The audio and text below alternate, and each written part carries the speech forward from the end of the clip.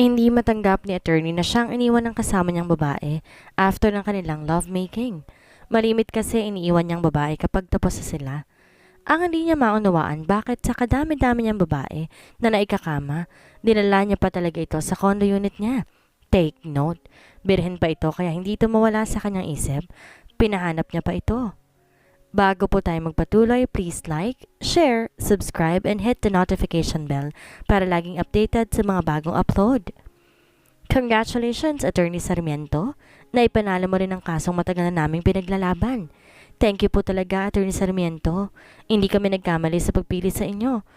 Congrats din po sa inyo, Mr. and Mrs. Delavine. Deserve po ng anak ninyo, pati din po kayo, na makuha ang dapat. Just call me if may kailangan pa po kayo at umalis na ako sa Supreme Court. Pagod pero worthy naman. Dahil sa bawat kasong napapanalo ko, ngiti ng mga taong gusto kong tulungan ang kapalit nun at masaya na ako. Hindi dahil sa ibinayad nila sa akin, kundi dahil nakamit din nila ang nararapat nasa kanila. Attorney Sarmiento, tawag po si Mr. Tyson. Ang sabi daw po niya, 8 p.m. sa MCB daw po. At tumango na lamang ako. Dali-dali ako nag-ayos para umalis sa office ko. Umuwi muna ako para maligo. 5 p.m. pa lang, kaya uuwi muna ako. Club, bar. Sa labas pa lang, habang papasok ako'y marami ng babae ang humarang sa akin, pero wala ako sa mood. At normal na kailangan ko na munang mag-inom para uminit ng konti ang pakiramdam ko. Attorney! Sigaw ni Don na mukhang nakainom na kaya't dali-dali kong tinakpan ang bunganga niyang maingay. Umayos ka nga? Sabay si Coco kay Don. Puwisit ka? Ipagsigawan ba talaga? Sabi ko ba sabay upo at kuha ng beer. Habang nagiinom kami, may katable na kami except kay Val at type niya ang bagong secretary. Hi, handsome? Sabi ng babae sa akin. Sa totoo lang, sexy siya pero walang dating sa akin pero pwede na rin. Basta magaling sa kama at kayang pasayahin ng best friend ko doon sa baba. Papatusin ko na rin. May baon ka ba? Sabay si Connie Brick sa akin, kaya't napatingin ako, sabay abot ang 2 rubber. Marami ako niyan, unlimited pa. Sabi ko, sabay tawa ng mga kasama ko. At nagulat ako nang halikan ako ng babaeng nakaupo sa hita ko. Napaungol siya nang hinalikan kong leeg niya habang hawak kong legs niya, sabay himas na lalong kinaungol ang babaeng ito na hindi ko pa kilala. Sa VIP na lang tayo. Dinig kong sabi ng babaeng to habang hawak niya si best friend ko. Pero parang walang epekto sa isip-isip ko. Nagulat ako nang tumayo si Uno at hila na siya ng babae din. Kala ko ba type niya si Miss Secretary? Bakit may take out yon? Sabi ko na lang kaya tumayo ako, tinila ko si Uno, sabay binulungan ko. Ang gago. Natauhan. Sabay iniwan ng babae at uuwi na raw siya na ikinatuwa ni Don at Troy. Si Brix naman nasa VIP na. For sure, nagamit na nun yung 2 rubber na binigay ko. Pahabol ko pa kay Troy. Si Uno kung sure na siya lang uuwi, mahirap na't baka maharang pa. Boto kami kay Miss Sarah / Miss Secretary, kaya dapat mag-isa lamang siyang uuwi. Baby, alika na.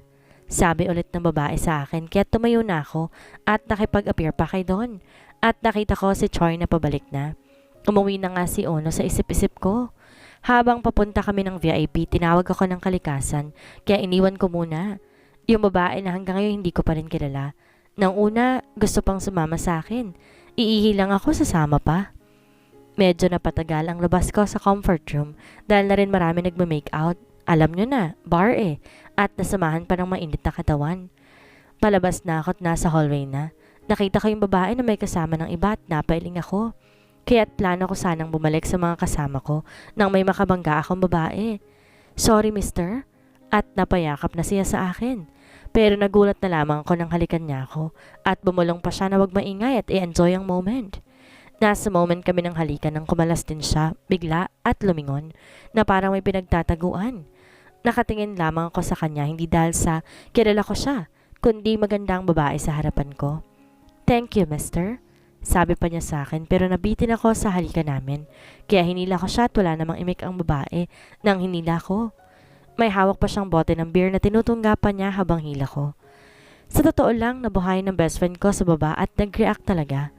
Dali-dali ko siyang sinakay sa kotse ko at pinaharurot agad. Ewan ko ba kung bakit sa kondo ko siya dinala. Dati-dati naman kung di sa VIP ng bar, sa hotel ang bagsak namin ng mga nakaka-one night ko. Pero iba ngayon. Ewan ko ba kung ano ang meron sa babaeng ito or baka lost lang ng katawan. Sa pinto pa lang ng kondo, hinalikan ko na kagad ang babaeng to. Habang naghahalikan kami, kinakausap ko siya na first time ko lang ginawa sa mga babaeng nakatali ko. Anong name mo, beautiful? Sabay halik sa leeg niya habang inaalis kong suot niyang dress. Kala ko hindi niya ako sasagutin, pero nagsalita pa rin siya. Ava. Ungol niya sa tenga ko. What a nice name. Sabi ko pa sabay halik sa labi niya. I'm Alice. Sabi ko naman at binuhat ko siya papuntang kwarto. At naghubad na rin ako habang sinasamba ko ang katawan ni Ava. Ang sarap sa tenga ng ungol niya at mas lalo akong ginaganahan. Sumigaw si Ava dahil sa pinanggigilan ko ang pasas niya habang isa na may hawak ng isang kamay ko. Bumaba na bumaba ang labi ko, papuntang puson hanggang sa baba. Bago ko hinalikan na nagpaliyad sa katawan niya. Nakita ko pagod na si Ava pero nag-uumpisa pa lamang ako. Nakapikit siya habang nakabuka ang bibig niya. Kaya tinalikan ko agad siya at pinasok ang dila ko. At gumantiran siya ng halik at nakipaghalikan. Ready yourself, Ava? Sabi ko pa habang hinalikan ko ulit ang leg niya. Sabay pasok ng best friend ko. Nagulat pa ako nang humigpit ang hawak niya sa akin at makikita mo sa mukha niya ang sakit.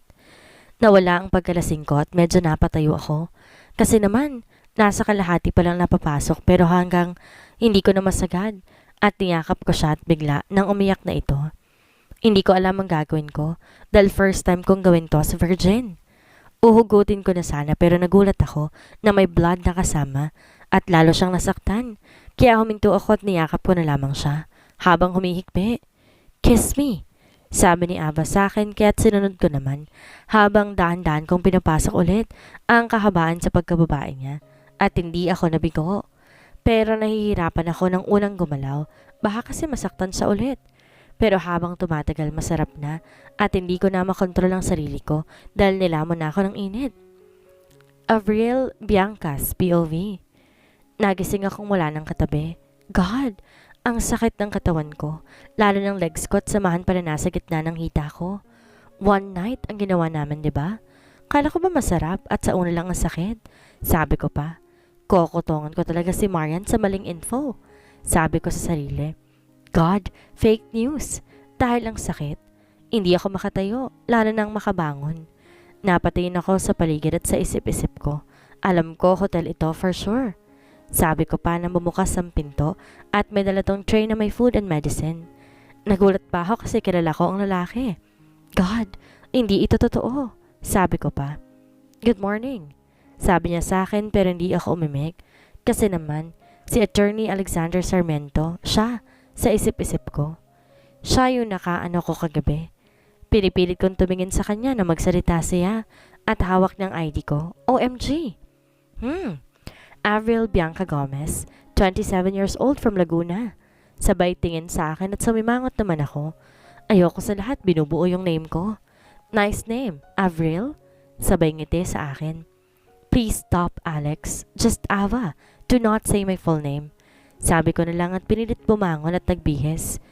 Sa harap niya, sabay alis. Wait, saan ka pupunta? Pagpigil ko kay Ava at lumingon lang siya sa akin, sabay salita.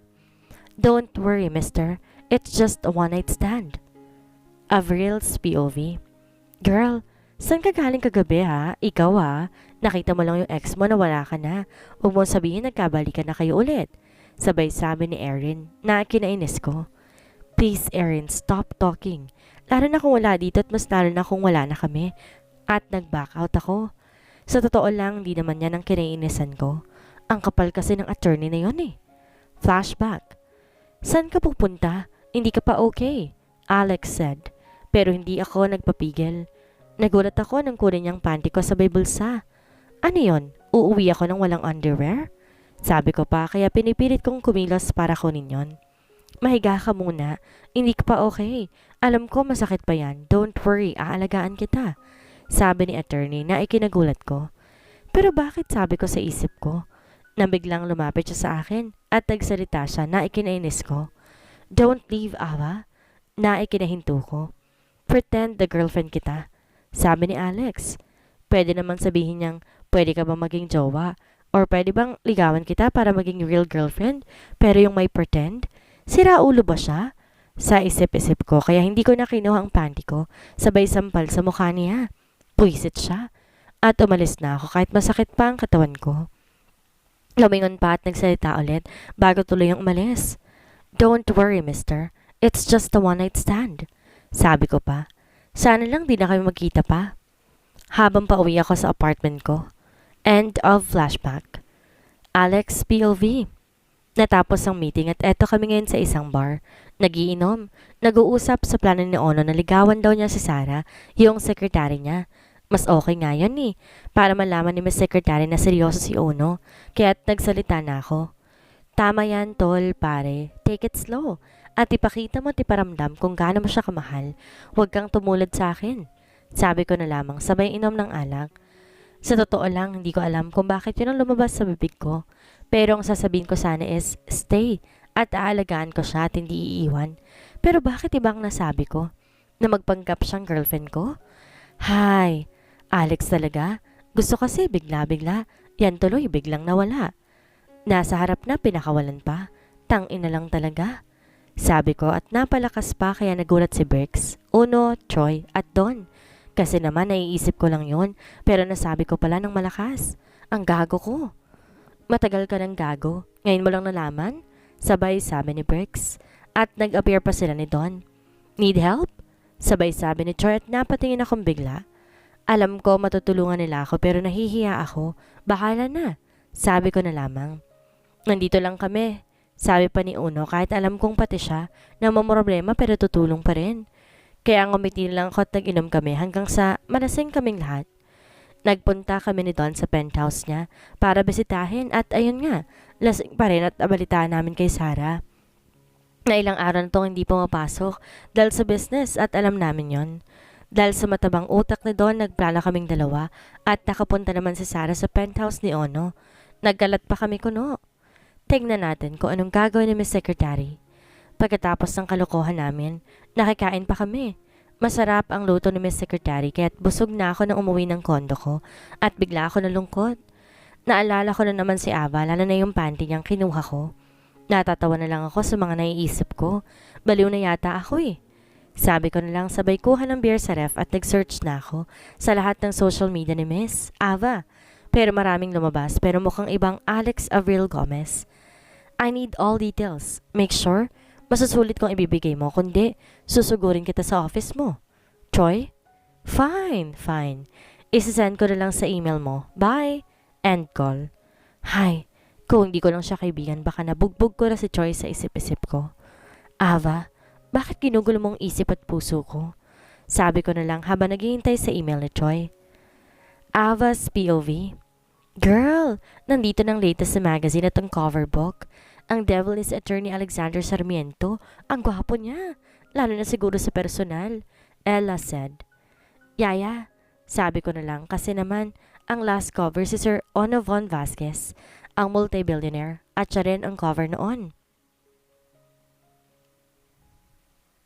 Ang usap-usapan may asawa na at kasal na sila, Joy said, at nakikinig lamang naman ako sa dalawa. It means isa din siyang billionaire at friends din sila ni Mr. Vasquez.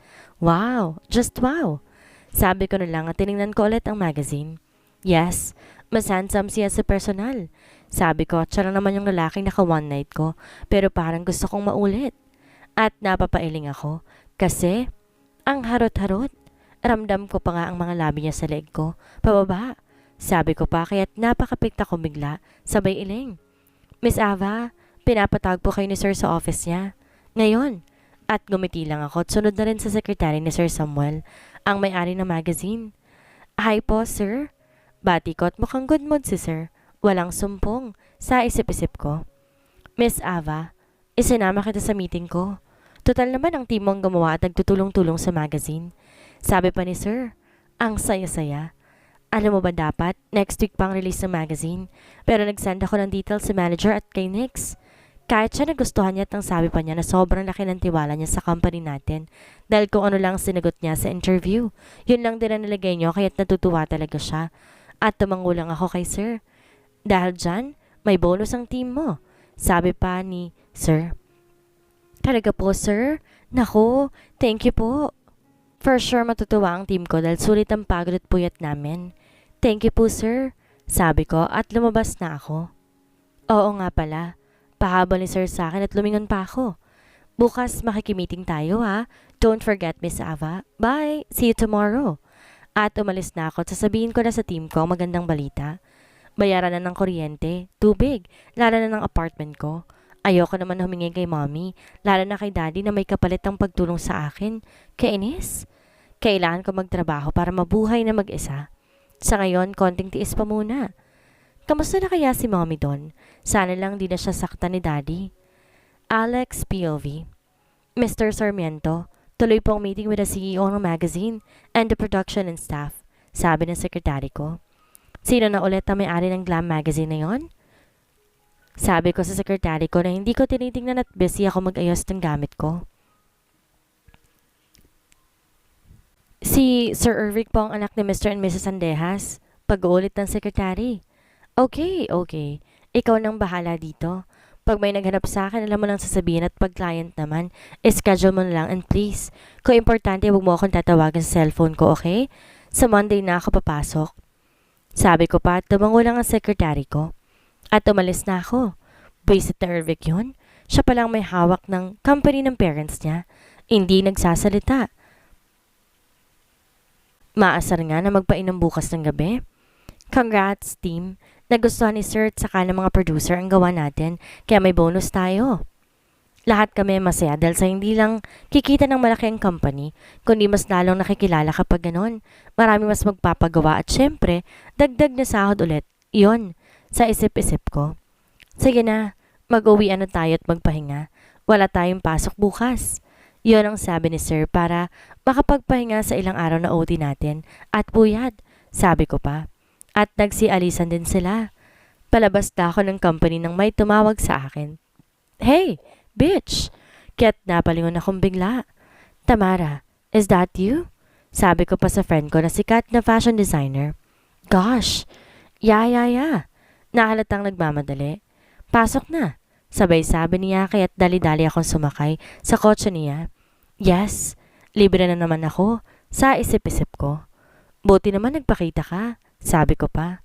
Huwag mong sabihin na may girl bonding na tayo. Pagkukwento ko at ang bruha tahimik lang. Hoy! Tahimik lang. Kainis ka talaga.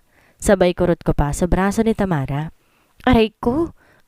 Wait lang. Focus muna ako ha. Baka mabangga tayo. Kainis ka, Ava. Anyways, hindi ka nagpunta sa kasal ni Anika. Nagtatampo yun. Alam mo ba? Sabi ko pa kay Tamara. Ang tanong, alam ba niya na kasal talaga siya? Sabi ko kay Ana na nag-isip pa ang bruha. Kasi magpaplano ng kasal yung bride. Walang kaalam-alam. Ang akala joke lang. Pati nalaman ko na girlfriend ka ni attorney. Really, Ava? Totoo ba yon? Sabi pa ni Tamara sa akin. At hindi ako nakasagot. Kasi naman siya lang ang may sabi nun pero strangers kami. Pareho. Sa totoo lang. Hindi ko kasi alam. Ang gusto pala ni Anika ay si Ono na friend ni attorney. Malay ko ba? Ana, ano ba?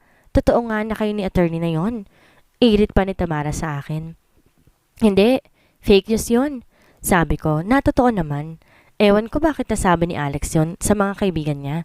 Pero wala lang sa akin kahit mahirap mapalapit sa isang attorney na playboy at manyak. Sabi ko sa isip ko. Remember sa kondo niya? Ikaw, buti nagpakita ka na sa akin. Sabi ko kay Tamara. Medyo busy lang at alam mo na, sumali kasi ang team ko sa isang fashion show sa Australia. Pati ako kaya gumawa ng mini dress. Nasuot niya na yun. Pero ang bruha, hindi man lamang nagtanong bakit kailangan niya mag-dress. Sabi ko, pati nakakainis. Yung last line ko, ang daming demand sa bagong design na gusto. Kaya nga nagpakita ko sa'yo stress. Ako, habol ko pa. Ha? Sino naman? Over yun ha? Ava said. Yes, isang may-ari ng airline, si Mr. Tyson. Buti na lang yung assistant lang niya nakikita at nakakausap ko. Sabi ko pa, na para nagsusumbong. Kainis kasi talaga eh. Ang daming gustong ipagawa at ipilit. Iiba sa mga uniform ng... Anyways, relax lang. Maaga pa naman. Daanan natin si Anika sa company ng asawa niya. Sabi ko pa. Wait, dun pa rin siya nag-work sa Vasquez Company. Yes, hindi niya alam siya din na may-ari. Sabay tawa naming dalawa. Si Anika talaga matalino at maganda. Kaso pag-usapang uno, slow na mag-isip. Sabi ko pa. Text natin ang bruha. Sabi ko pa. Bagsak kami sa mall dahil ang bruhang Anika busy daw at naka-vacation. Ang galing lang. Sabi ko sa isip-isip ko. Buti na lang mababait ang mga guard ng company na yon. Nag-off pa nga ng cellphone si Anika eh. Mukhang magkaka-honeymoon na sila. Kasama daw si Mr. Vasquez eh. Bonding with food trip. Ganon. Ang ginawa namin ni Tamara. Nag-early dinner na kami kaya 6 p.m. pa lang. Nandito na kami sa isang resto. Pero may hindi ako inaasang tao na makikita. Girl, di ba si Attorney Sarmiento yon? Dinig kong sabi ng kabilang table. Kaya't napatingin din ako. Buti na lang busy si Tamara sa cellphone niya at hindi niya nakikita at naririnig ang nasa paligid. Ang ganda ng kasama niya. Alam ko, model daw yan eh. Dinig ko uling sabi. Minsan nakakainis na talaga. Kung makapagbulungan parang di bulong. At tumingin ako sa peso ng dalawa. Halatang seryoso magkwento. Yung babae. Pero si Mr. Sarmiento tumatawa lang. Ay, mga lalaki talaga. Pagpapakyut. Di naman bagay sa kanya. Sige, ngiti pa. Sabi ko na lamang nang tapikin ako ni Tamarang bigla. Hoy, order na daw. Sabay sabi niya kahit nag-focus na lamang ko doon. Medyo napatagalan sikahan namin at nawala sa isip ko ang nasa kabilang table. Hindi ko na rin alam na nakaalis na palang dalawa. Buti naman, sa isip-isip ko. Inatid pa ako ni Amara sa bahay, for sure. Matagal na naman kayo magkikita. Ikaw ba naman? Magkaroon ng sikat at magandang kaibigan, di ba? Buti na lang nakadisguise siya kaya wala masyado nakakakilala sa kanya sa mall. Pagpasok ko sa apartment, as usual, mag-isa lang. Dahil busog pa ako, diretso na ako agad sa kwarto. Maaga pang meeting namin bukas. Hey, Sarmiento, nabasa mo bang sinend ko sa email mo? Sabay inom ng beer. Wala si Ono pati ang sekretary niya. Saan kaya nagpunta ang dalawa? Sabay sabi ni Don. Thanks, Troy. Nakita ko na. Sabi ko na lang. Totoo naman pero nalaman ko kay Kuya Ervic siya nagtatrabaho. At sa Laguna siya nakatira at doon din banda naka-location ng company ni Sandejas. At for sure, magkikita kami ni Ava at alam kong kilala din niya ako. Sabi ko na lang at maaga kami nag-uwian. Wala munang babaeng take-out at naiisip ko si Ava. Ginugulo ng babaeng yun ang sistema ko at hindi ko gusto yon. Kailangan kong malaman ko ano tong nararamdaman ko. Lalo na kapag si Ava lang napagkapaparamdam sa akin ito. Tulad nung nasa resto kami na isang client ko at friend ko na rin na si Danny. Nakita ko siya at alam kong siya yon kaya kinabahan ako at di mapakali. Kaya umalis na din kami noon. Hindi ako makapag-focus. Feeling ko kasi parang niloloko ko siya at namababae ako harap-harapan. Ganon ang feeling ko noon at dobleng kaba talaga. Isama pa yung sa kasal ni Sarah at ni Ono. Hindi ko alam na magkaibigan si Vasquez at Ava dahil sa last cover ng magazine. Tapos dahil sa inis ko, pinakilala kong girlfriend siya pero hindi naman kami. Mali talaga ang pinagagawa ko noon. Naligo na ako. Pinilit matulog ng maaga. Ang meeting ko at ang sabi ni Ervic sa isang coffee shop na lang kami magkikita bukas. Kasama kaya siya sana? Hindi. Baka hindi ako makafocus. Bahala ka na. Avril's POV. God, it's Saturday. Sigaw ng alarm ko. Ang alam ko wala kaming pasok. Pero nagulat ako na maisip ko ngayon pala ang meeting namin sa cover ng magazine. Buti na lang talaga hindi ko kailangan magmadali ng kilos. Naligo ako, nagsuot ng maong pants na fit sa akin with white blouse, with pair of sneakers, at dala kong isang backpack na ang laman is laptop and camera. Dahil after ng meeting namin may isushoot ako sa isang location para sa background ng isang billboard. Pero dahil commute lang ako, dapat mas maaga akong umalis dahil mahirap makasakay sa traffic. Sir, remind ko lang po, yung meeting niyo po sa magazine with Mr. Ervic. Bungad kaagad sa akin ng sekretary ko sa kabilang linya at in-off ko na kaagad ang tawag at nag-prepare na rin. Di na ako nag-breakfast at plano kong doon na lang mag-coffee. Total naman nasa meeting up namin na pwedeng mag-order ng food. Nag-drive na agad ako at medyo inagahan ko talaga para matime pa ako mag-coffee at kumain. Pero habang nagpa-park na ako sa labas ng coffee shop, napansin ko si Ervic na may kasamang babae. At halata mo kay Ervic na masaya ang usapan nila. Hindi ko rin alam kung bakit biglang nag-slow-mo ang nasa paligid ko na makita ko si Ava. Yes, si Ava yung inuwi ko sa kondo at iniwan din ako pagkatapos ng lahat at hindi pa siya maalis sa isip ko. Ava, Order na tayo at medyo maaga pa, sabi ni Sir Ervic sa akin. Yun naman talagang plano namin ni Sir para may time pa kami mag-review sa cover habang nagbe-breakfast. Mabait si Sir. Actually, close friend kami at schoolmate kaya nang saktong kailangan ko ng trabaho, isa siya sa tumulong sa akin at boss ko na siya. Nang umalis si Sir para mag-order sa counter, inayos kong laptop at camera dahil plano kong picturean si Sir, pati yung kamiting namin. Nagulat ako na mayroong pares ng sapatos sa harapan ko, kaya't napaangat ako ng tingin. Shit! Mas gwapo siya sa malapitan. Yun agad ang pumasok sa isip ko. Pero nang gabing yun, hindi ko na makita. Siguro sa takot at kaba na isang devil attorney ang ka-one night stand ko. 2 weeks ago, nakatingin lang ako tinakaimik at ganon din siya. Attorney! Sabay sabi sa likod namin kaya't dalawa kaming lumingon. Hi! Saved by the bell si Sir, sa isip-isip ko. Ervic! Sabay sabi ni Mr. Sarmiento pero bakit parang galit siya? Sabi ko na lamang at inayos ko na lang camera na nasa harapan ko. Nagulat ako nang tumabi sa akin si Sir Ervic kanina lang na magkatapat kami pero hindi ko na lang pinansin at si Mr. Attorney naman sa tapat naming dalawa ni Sir Ervic. Ava, itong order mo, sabi ni Sir at nilapag sa harap ko ang pancake and cappuccino. Thank you, Sir. Sabi ko naman at nakikita ko sa harap ang mga nakakunot na mukha ni Attorney. Problema niya? Galit ba siya? Hay, sana lang di niya maisip yung gabing yon. Kasi naman may tinataguan ako that time. Kaya ayun na nga, Mr. Sarmiento. Nag-breakfast ka na ba? Sabay sabi ni Sir. Kala ko hindi magsasalita ang suplado. Sa isip-isip ko. Ang formal mo naman, Ervic. Alex na lang, tayo-tayo lang naman eh. Sabi pa niya, pero bakit ganun si Sir Ervic ang kausap niya? Sa akin nakatingin. Kinakabahan ako talaga, pero bahala na. Sige, ako na mag-order. Diyan na lang kayong dalawa ni Ava. Sabi ni Sir Ervic na kina-alarm ko. Sir, ako na lang po. Pero nagulat ako na magsalita si Mr. Sarmiento. It's okay, Mr. Avril. Alam ni Ervic ang gusto kong coffee at nakita ko pang ngumiti lang si Sir Ervic at pumunta ng counter. Shucks! Hindi ko alam paano ako kakain kasi naman nakatitig lamang siya. Ganyan ba talaga pag attorney? Sa isip-isip ko. Tumingin pa ako kay Sir Ervic at nakapila pa siya. Gosh! Pang 3 pila pa siya talaga. Sa isip-isip ko. Kamusta ka na, Avril?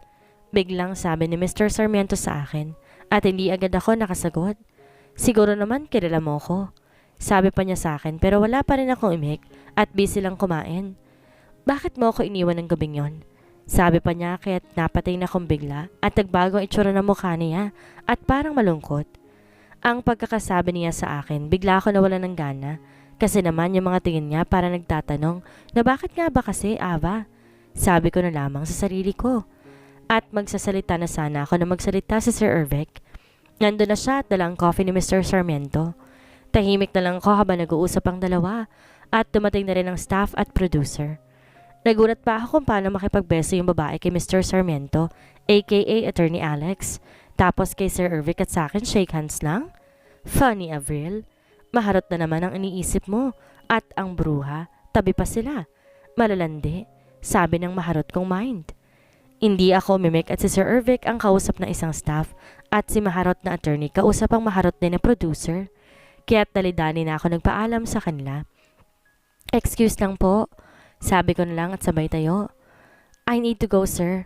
Sabi ko pa, diretso na ako sa comfort room. Buti na lang mag-isa ako, sa isip-isip ko. Umihi ako at paglabas ko para maghugas ng kamay. Nagulat ako nang pumasok si Alex. Inila ako sa isang bakanting cubicle, sabay lock ng pinto. Sa liit ng space sa loob para magkayakap na kami. Yung inidoro kasi nakaharang. Sabi ko pa, hindi tuloy ako makaatras sa isip-isip ko. Mr. Sarmiento, mali pong pinasukan yung CR. Sabi ko pa. Sa totoo lang, palusot lang yon kasi naman, wag ngayon. Mahirap na. Sa isip-isip ko. Magsasalita pa sana ako nang halikan ako ni Alex at may narinig ako nag-uusap pa dalawang babae sa loob din ng CR. Sabay yakap sa akin ni Alex. Please, Ava, mag-usap tayo. Hihintayin kita sa parking mamaya. Black na car, nag-iisa lang yon sa parking lot. Bulong pa niya sa akin. At nauna siyang lumabas sa akin at ako na may natulala lamang. For the second time, hinalikan niya ako at hindi ako nagalit. Dali-dali ako lumabas at chinek ko pang mukha ko. Kasi naman, baka namumula na ako. Pagbalik ko'y nandun pa rin sila at wala akong imik. Si Alex at si Miss Producer. Naging ngitian at tinawakan ng kamay ni Alex at nakatingin lamang ako.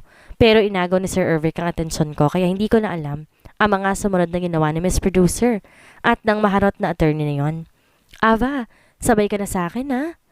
Habang inaayos kong camera at nilagay ko sa backpack ko at nagulat pa ako nang hawakan ni Sir Ervic ang siko ko. Ang sweet lang. Bulong niya na kinatawa ko. Sanay na sa akin si Sir Ervic. Friends kasi kami. Nako sir, wag na po. May location pa akong pupuntahan. Sabi ko kay sir. Ava, idadaan kita doon para mapabilis. Then update mo agad ako ha. Just text or call me. Sabi pa ni Sir Ervic na kinangiti ko. Ang swerte na maging girlfriend ni Sir Ervic pag nagkataon. Kasi naman ako nga friend lang kami. Ganun na siya mag-care, di ba? Nang biglang may nabasag na baso kaya't napatingin kaming bigla. God, Alex, okay ka lang ba? Sabi ng maharot na producer na yon. Kasi nabasag ang basong hawak ni Mr. Sarmiento at ang sama ng tingin sa akin. Hay, karma nga naman. Sabi ko pa. Maglalandian lang kasi sa harap pa namin. For sure, sa kakiligan niya, hindi na iwasang masagi ang baso sa isip-isip ko. Agaw eksena pa, nakakahiya. At sinamaan ko ng tingin ang dalawa. Kanina lang makahalik at yakap sa akin. Kala mo kami. Tapos ngayon, harot-harot. Ano pa bang aasahan ko sa isang playboy? Nako, Ava, don't trust. Lalo na ang name ay Alexander Lucas Sarmiento. Umiwas ka na. Sabi ko na lamang. Masasaktan ka na lang tulad ngayon. Alex, POV. Lalo ko naiinis kasi naman, sinabi kong maghihintay ako at si Ava doon sumabay kay Ervic. Lalo niyang ginagalit na isang Alex at pagsisisihan mo Ava na ginagalit mo ako at pinapaasa. Habang nag-drive at sinusundan ng kotse ni Ervic.